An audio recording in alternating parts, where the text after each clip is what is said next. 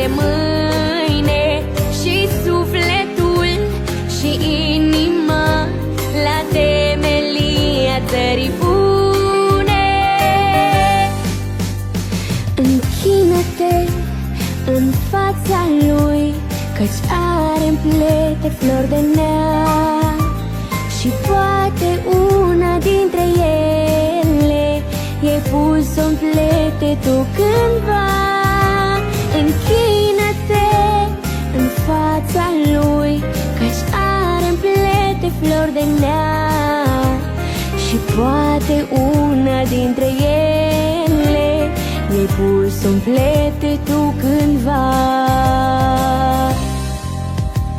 Un profesor e un artist ce modelează caractere. El zi de zi și an de an găsește forța și putere ca să o cioplească în lut viu cu vorba-i blândă și sfătoasă. Lucrarea lui e cea mai bună, cea mai de preț, cea mai frumoasă. Închină-te în fața lui, căci are în plete flori de nea și poate una dintre ele e pus-o în plete tu cândva. Închină-te în fața lui, căci are în plete flori de nea și poate una dintre ele e pus-o în plete tu cândva.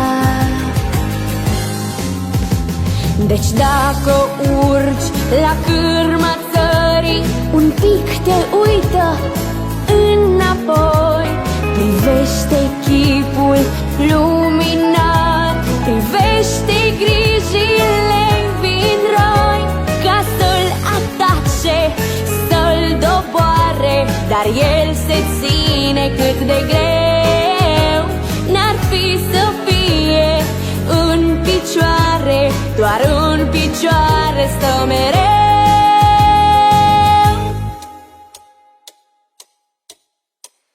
Închină-te în fața lui, căci are în plete flori de nea și poate una dintre ele ei pus-o în plete tu cândva.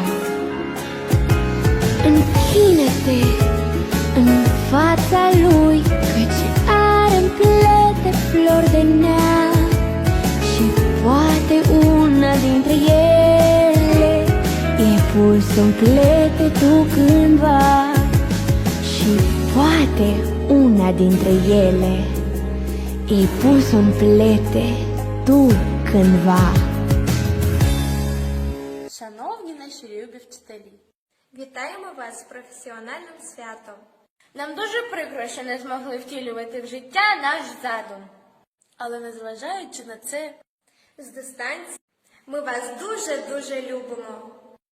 поважаємо, зичимо вам міцного здоров'я, Щастя, творчих взлетів, правильних учнів. професіональних успіхів. Шановні наші вчителі, низький уклін вам за вашу кропітку працю.